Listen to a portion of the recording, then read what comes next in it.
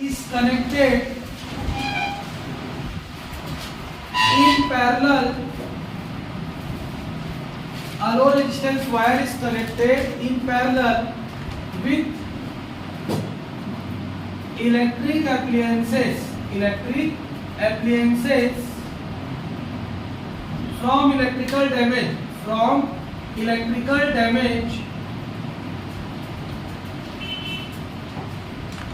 Such wire is called shunt. मतलब shunt एक ऐसा लो रेजिस्टेंस वायर होता है जिसको किसी भी इलेक्ट्रिक एप्लायंसेस को डैमेज होने से बचाने के लिए किसमें जोड़ दिया जाता है, पैरेलल कॉम्बिनेशन. तो जब पैरेलल कॉम्बिनेशन में जोड़ते हैं तो क्या कहलाता है, शंट कहलाता है. जैसे हमारा ये इलेक्ट्रिकल एप्लायंसेस हो गया जी, इसमें हमने पैरेलल में क्या जोड़ दिया, एक लो रेजिस्टेंस का वायर को जोड़ दिया. तो इस लो रेजिस्टेंस के वायर को हम क्या बोलेंगे, शंट. क्या बोलेंगे, शंट बोलेंगे. क्योंकि इसका रेजिस्टेंस इससे ज्यादा होता है तो सारा करंट किस में चला जाएगा, शंट में चला जाएगा. तो यहाँ पर जाने वाला करंट IS, यहाँ पर जाने वाला करंट IG, और ये टोटल करंट कितना है मान के चलते हैं I. तो यार यहाँ पर तक समझ में आया कि नहीं है. अब अगर इस स्ट्रक्चर को देखें तो I की वैल्यू कैसे नजर आएगी, IG प्लस IS, ये नजर आएगा. इक्वेशन नंबर क्या हो गया, 1. क्लियर है यहाँ पर. तो अब हमको पता है कि अगर ये दोनों पैरेलल कॉम्बिनेशन में है तो दोनों का पोटेंशियल क्या होगा, सेम होगा.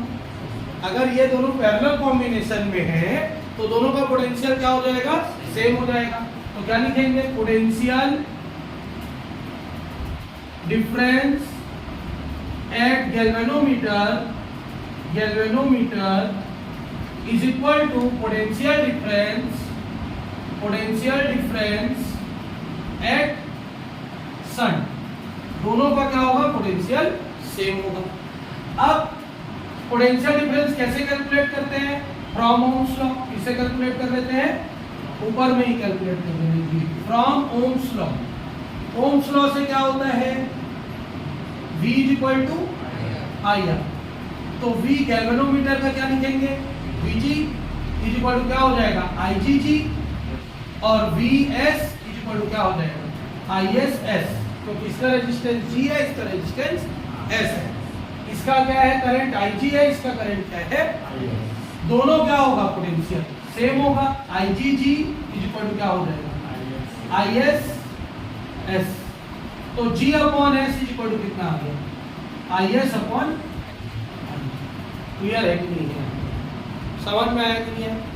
इक्वेशन नंबर कितना हो गया, 2. हमारे पास वैल्यू क्या है, ये वाली वैल्यू है, लेकिन यहाँ पे सिर्फ IS दिख रहा है, IG नहीं दिख रहा है. तो हम क्या करेंगे, हमको वैल्यू किसकी निकालनी है, शंट की. किसकी निकालनी है, शंट की. कैसे निकालेंगे, हम लोग हेडिंग 1 बोथ साइड कर देंगे. क्या कर देते हैं, हेडिंग 1 बोथ साइड. पहले के बुक में इसको बोला जाता था कंपोनेंटो. क्या बोला जाता था, कंपोनेंटो. अभी भी कई बुक में कंपोनेंटो ही लिखा रहता है, लेकिन करना क्या है, दोनों तरफ क्या जोड़ना है, +1. G upon S +1 is equal to IS upon IG +1. तो क्या हो जाएगा, कुछ नहीं है मतलब 1 है, कुछ नहीं है मतलब 1 है. एलसीएम कितना आएगा, S G प्लस क्या होगा, इज इक्वल टू इधर क्या आएगा, एलसीएम IG क्या होगा, IS प्लस IG. क्लियर है यहाँ पर. तो क्या बचा हमारे पास, G plus S upon S is equal to, इतने की जगह हम क्या लिख सकते हैं, 1 लिख सकते हो, I लिख सकते हो. क्या लिख सकते हैं, I अपॉन क्या आ गया, IG. ठीक. अब हमको पता है गैल्वेनोमीटर अपना करंट को क्या कर लेता है, मेजर कर लेता है. तो बताएगा ना कितना करंट है, ये तो नहीं बता पाएगा, लेकिन ये डिफ्लेक्शन शो करेगा. तो let IG is equal to 1 upon n times of I. IG में कितना करंट फ्लो हो रहा है, I का कितना times, 1 upon n times. Clear है. n गुना नहीं कर सकते, बहुत ज्यादा करंट हो जाएगा, उतना करंट तो है ही. ठीक है, 1 upon n क्यूब के समझ में आया ना. अगर मैं Ni लिख दूंगा तो ओरिजिनल करंट से करंट की वैल्यू क्या हो जाएगी, ज्यादा. लेकिन हमको करंट की वैल्यू को ज्यादा नहीं करना, उसका पार्ट लेना है. क्या लेना है, पार्ट. इसलिए किससे मल्टीप्लाई किया मैंने, 1 upon n. So G plus S upon S is equal to क्या हो गया I अपॉन N। I और I ये N कहाँ पे लग गया, कैसे दिखेगा? G plus S upon S is equal to क्या बचा? G plus S is equal to क्या हो गया? NS। G is equal to क्या हो गया? NS minus G is equal to क्या हो गया? S कॉमन क्या बचा? So S is equal to क्या हो गया? G upon N minus. Clear हो गया? मतलब गैल्वेनोमीटर का अगर रेजिस्टेंस का वैल्यू पता है और N की वैल्यू पता है तो हम क्या निकाल सकते हैं? लो रेजिस्टेंस वायर का रेजिस्टेंस कैलकुलेट कर सकते हैं। क्लियर है यहाँ पर तक? N यहाँ पे डिनोट कर रहा है कि I करंट का N पार्ट इसमें फ्लो हो गया गैल्वेनोमीटर। I करंट का N पार्ट इसमें फ्लो हो गया करंट। तो N क्या डिनोट कर रहा है? पार्ट को डिनोट कर रहा है। तो फिर से समझते हैं, एक गैल्वेनोमीटर लिया, गैल्वेनोमीटर के पैरेलल में क्या जोड़ दिया? शंट को, और उसमें क्या फ्लो किया? I current. I करंट दो पार्ट में डिवाइड हो गया। गैल्वेनोमीटर में जाने वाला करंट क्या होगा? IG। शंट में जाने वाला करंट क्या होगा? IS। फिर हम क्या जानते हैं? I equal to IG plus IS। फिर हम क्या जानते हैं? Ohm's law. इसके बाद इसको लिखो। ओम्स लॉ क्या होता है? V equal to IR। तो गैल्वेनोमीटर का क्या हो जाएगा? VG इक्वल टू IGG, और शंट का क्या हो जाएगा? VS equal to ISS। अब हमको क्या पता है? दोनों अगर पैरेलल कॉम्बिनेशन में है तो दोनों का पोटेंशियल डिफरेंस क्या हो जाएगा? सेम। तो IGG इक्वल टू क्या हो गया? ISS। G upon S equal to क्या हो गया? IS upon IG। दोनों तरफ क्या कर दिया? 1 ऐड कर दिए। क्यों कर दिए? क्योंकि हमारे पास ये वैल्यू है, इस वैल्यू को यूटिलाइज करने के लिए, यूज करने के लिए। दोनों तरफ जैसे ही प्लस 1 ऐड किए तो ये नीचे में 1 हमको लिखना पड़ेगा, बेस में नहीं था। S और 1 का एलसीएम कितना आएगा? S। S बन जा S। IG और 1 का एलसीएम कितना आएगा? IG। IG बन जा क्या हो गया? IG। IG और IS की जगह क्या लिख सकते हैं? I। तो IG और IS की जगह हमने क्या लिख दिया? I। अब ये दोनों कैंसिल तो नहीं हो सकता, लेकिन हमको पता है कि गैल्वेनोमीटर करंट को मेजर भी कर सकता है। तो मान लेते हैं गैल्वेनोमीटर में I करंट का कितना पार्ट फ्लो हुआ? N part. कितना पार्ट फ्लो हुआ? तो IG is equal to I upon N। I और I cancel, N third upon में कहाँ चला गया? ऊपर। G plus S upon S is equal to N। S इधर मल्टीप्लाई हो गया तो कितना हो गया? NS, प्लस वाला S उधर गया तो क्या हो गया? Minus S। दोनों में क्या कॉमन है? तो क्या बचा यहाँ? N। यहाँ कुछ नहीं बचा तो कितना लिखेंगे? 1। ये मल्टीप्लाई में था, इधर जाके क्या हो गया? डिवाइड। इस तरीके से ये डेरिवेशन कंप्लीट। नोट करो। Torque on rotating a magnetic dipole. एक मैग्नेटिक डायपोल को रोटेट करने के लिए लगने वाला torque. Torque on rotating a magnetic dipole मतलब एक मैग्नेटिक डायपोल को रोटेट करने के लिए लगने वाला टॉर्क। हम लोग टॉर्क निकाल चुके हैं। टॉर्क क्या होता है? अगर कोई बताना चाहे, पलक, टॉर्क क्या होता है?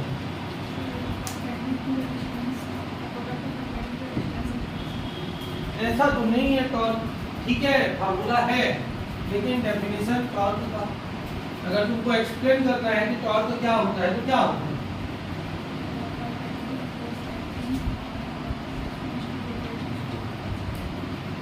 किसी भी ऑब्जेक्ट को अपने एक्सिस पे रोटेट करने के लिए, किसी भी ऑब्जेक्ट को अपने एक्सिस पे रोटेट करने के लिए उसके ऊपर जितना परपेंडिकुलर फोर्स एक्सर्ट किया जाता है वो परपेंडिकुलर फोर्स क्या कहलाता है? टॉर्क कहलाता है। किसी भी ऑब्जेक्ट को अपने एक्सिस पे क्या करना है? रोटेट करना है। अब एक्सिस पे रोटेट करने के लिए जितना उसके ऊपर क्या लगाया जा रहा है? परपेंडिकुलर फोर्स लगाया जा रहा है, वो क्या कहलाता है? टॉर्क लगाया जाता है। अगर हम परपेंडिकुलर फोर्स एक तरफ से लगाते हैं तो इसको क्या बोलते हैं? टॉर्क, और दोनों तरफ से लगाते हैं तो क्या बोलते हैं? कपल। पढ़े हुए। एक तरफ से परपेंडिकुलर फोर्स लगाएंगे तो क्या बोलेंगे? टॉर्क, और दोनों तरफ से लगाएंगे तब इसको क्या बोलेंगे? कपल। क्लियर है यहाँ पर तक? तो टॉर्क क्या होता है? डेफिनेशन लिख रहा हूं। A perpendicular force acting on a magnetic dipole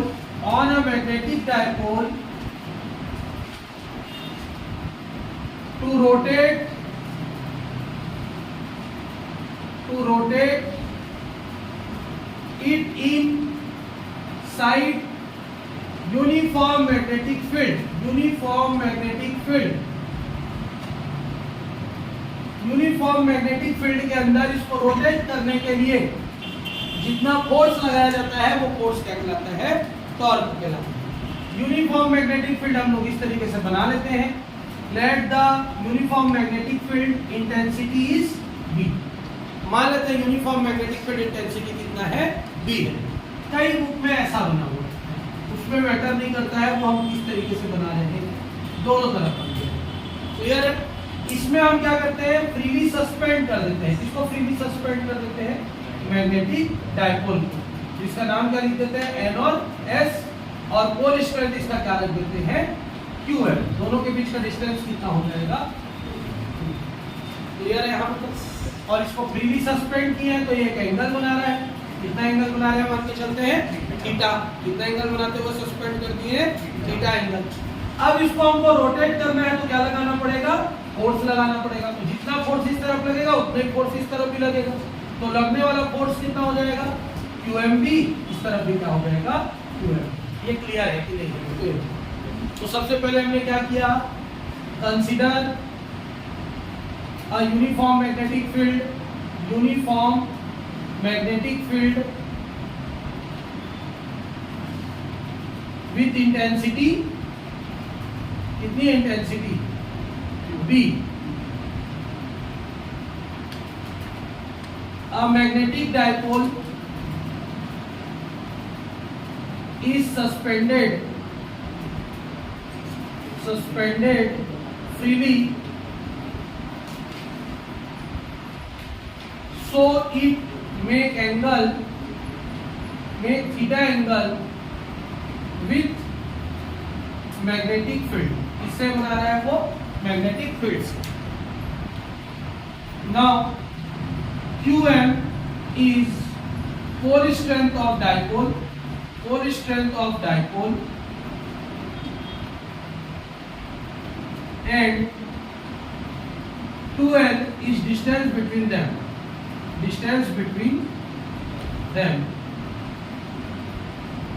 So torque is equal to क्या हो जाएगा, force into perpendicular distance. Torque को किससे डिनोट करते हैं, टाउ। फोर्स क्या लेंगे, QMB, क्या लेंगे, QMB। और परपेंडिकुलर डिस्टेंस कैसे बनाएंगे,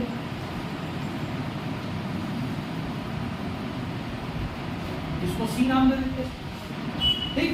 C नाम देंगे तो ये थीटा है, तो ये भी क्या बन जाएगा, थीटा। क्यों बनेगा, अल्टरनेट पक्का की कोरेस्पॉन्डिंग बनेगा, कोरेस्पॉन्डिंग बन जाएगा, ठीक है। अब ये थीटा है तो ये क्या हो जाएगा, परपेंडिकुलर, ये क्या हो जाएगा, बेस, और ये क्या हो जाएगा। तो यहाँ पर सबसे पहले परपेंडिकुलर डिस्टेंस को क्या नाम देंगे, SC। क्या नाम देंगे, SC। इक्वेशन नंबर क्या होगा, 1। बट इन ट्रायंगल NSC क्या हो जाएगा, sine theta is equal to perpendicular upon hypotenuse. तो sine theta is equal to क्या होगा, परपेंडिकुलर मतलब SC अपॉन हाइपोटेनस कितना है, 2L। डायरेक्ट लिख दे रहा हूं, ठीक। सो SC की वैल्यू कितनी आ जाएगी, 2L साइन थीटा। SC की वैल्यू कहां पुट कर देते हैं, इक्वेशन 1। तो इक्वेशन 1 में पुट करोगे तो टाउ इज इक्वल टू कैसे लिखेगा, QMB into 2L sine theta. और QM और 2L को किससे डिनोट कर सकते हैं, स्मॉल m से। QM और 2L को किससे डिनोट कर सकते हैं, स्मॉल m से। तो टाउ इज इक्वल टू कितना आ गया, MB साइन थीटा। ये हो गया तुम्हारा किसका फॉर्मूला, टॉर्क। अब हमको पता है साइन थीटा हटता है तो क्या लगता है, क्रॉस प्रोडक्ट। कौन सा प्रोडक्ट लग जाता है, तो ये इट इज कौन सा quantity, vector quantity. Clear, note करो, चलो पॉज कर दो मेरे साथ साथ। Magnetic dipole moment is capital M and length is small l या capital L if magnetic dipole is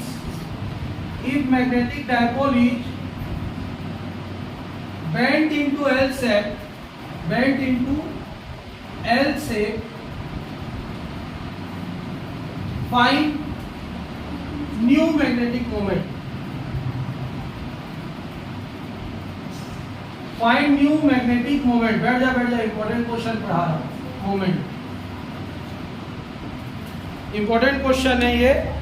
ऐसा क्वेश्चन पेपर में आता है, कॉन्सेप्चुअल क्वेश्चन है. हल्का हल्का खिंचा पूरी मंजरी.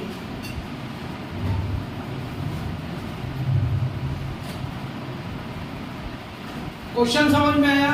एक मैग्नेटिक डायपोल है जिसका मैग्नेटिक मोमेंट कितना है, कैपिटल एम, और जिसका क्या है तुम्हारा, क्या है, लेंथ एल है. अगर उसको किसके शेप में बेंड कर दिया जाए, एल शेप में, तो हमको नया मैग्नेटिक मोमेंट फाइंड करना है. क्वेश्चन समझ में आया कि नहीं? तो सबसे पहले हम क्या बनाते हैं, डायपोल बनाते हैं. इस डायपोल का मैग्नेटिक मोमेंट कितना है, मैग्नेटिक डायपोल मोमेंट कितना है, कैपिटल एम. लेंथ कितना है, कैपिटल एम. ठीक. तो मैग्नेटिक डायपोल लेंथ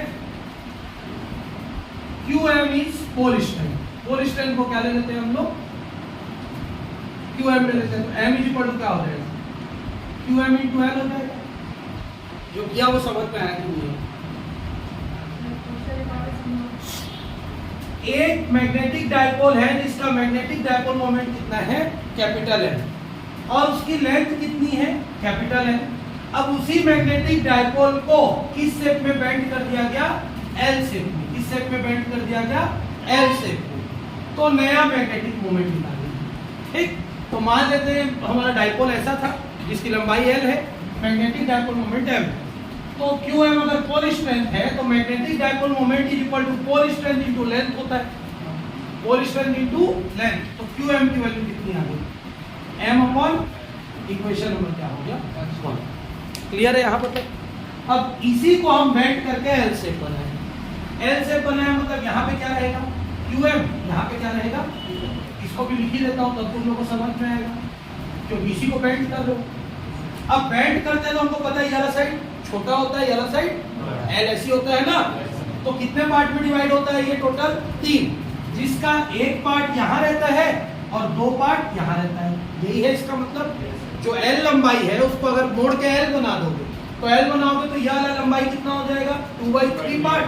ये कितना पार्ट हो जाएगा, टोटल 3 पार्ट है. 2 पार्ट यहाँ, 1 पार्ट यहाँ. किसका, एल का. किसका, क्लियर है? तो जो एल लंबाई था वो 2 भागों में टूट गया. मतलब एल को हम लोग ऐसे करके 3 पार्ट्स में डिवाइड कर दिए, 1/3, 1/3, 1/3. इस 1/3 को उठा के ऐसे जोड़ दिए तो 1/3 कितना हो जाएगा, 2. ये एल बन गया. ऐसा क्लियर हुआ यहाँ पर? अब ये दोनों के बीच का आपको डिस्टेंस निकालना पड़ेगा. तो पाइथागोरस थ्योरम लग जाएगा. क्या लग जाएगा इसमें, कैसा लगेगा, Pythagoras theorem. Hypotenuse square equal to perpendicular square plus hypotenuse square equal to 2/3 का L का होल स्क्वायर प्लस 1/3 L का होल स्क्वायर.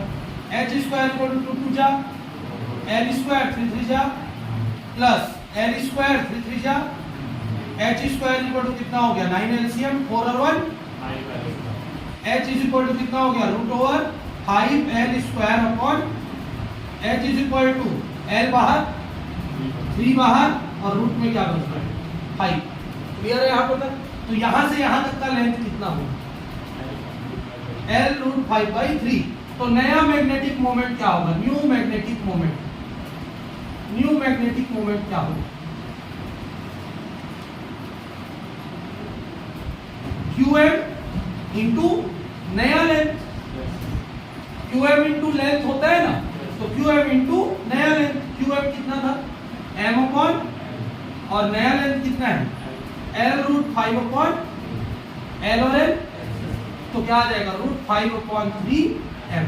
मतलब पुराने मैग्नेटिक मोमेंट का कितना गुना होगा, √5/3 टाइम्स होगा. कौन, नया. तो नया को किससे डिनोट करेंगे, डेस. क्लियर है कि नहीं? तो क्वेश्चन छोटा सा है, 3 नंबर का आता है और थोड़ा लेंथी बनेगा, समझने में थोड़ा समय लगेगा. एक हम मैग्नेटिक डायपोल लेंगे, उस मैग्नेटिक डायपोल का पोल स्ट्रेंथ कितना है, QM. क्वेश्चन में बोल दिया मैग्नेटिक डायपोल मोमेंट कितना है, कैपिटल है. तो capital M is equal to क्या हो जाएगा, QM इंटू L हो जाएगा। तो QM इज इक्वल टू क्या आ गया, M upon N, equation number 1। ठीक, अब इसके आगे हम लोगों ने क्या किया, हम लोगों ने इसको बेंड किया कौन से शेप में, L। L मतलब ये 1 गुना हो गया और ये कितना गुना हुआ, 2 गुना हो गया। तो ये 2/3L हो गया और ये 1/3L हो गया। लेकिन हमको तो ये दोनों के बीच का डिस्टेंस चाहिए, तो पाइथागोरस थ्योरम लगेगा, क्योंकि लाइन खींचा होता है तो 90 डिग्री का बनता है, L रहता है ना 90 डिग्री का। तो ये वाला लाइन क्या हो जाएगा, पाइथागोरस थ्योरम सॉल्व करवाएगा। तो h square equal to p square plus b square, p और b की वैल्यू पुट कर दिया, 2 का स्क्वायर कितना होता है 4, 3 का स्क्वायर कितना होता है 9, l का स्क्वायर कितना होता है l स्क्वायर, 1 का स्क्वायर कितना होता है 1, l का स्क्वायर l स्क्वायर, 3 का स्क्वायर 9, 9 और 9 का एलसीएम कितना आ गया 9, 4 और 1 कितना हो गया 5। स्क्वायर उधर गया तो क्या लगेगा, रूट, l बाहर, 9 का रूट कितना होता है 3, 5 का रूट नहीं होता है, लेकिन लिखेंगे 1 पॉइंट समथिंग समथिंग जाता है, ठीक, 2 पॉइंट समथिंग समथिंग, क्लियर। अब न्यू मैग्नेटिक मोमेंट क्या होगा, QM इंटू नया लेंथ को किससे डिनोट किया हम, h से। तो QM कितना निकाले थे, M अपॉन N, और नया लेंथ क्या निकाले थे, L रूट 5/3, L और L। तो नया मैग्नेटिक मोमेंट पुराने मैग्नेटिक मोमेंट का कितना टाइम्स हो गया, रूट 5/3। पॉज करो, नोट करो। अब एक क्वेश्चन फिर और समझाऊंगा।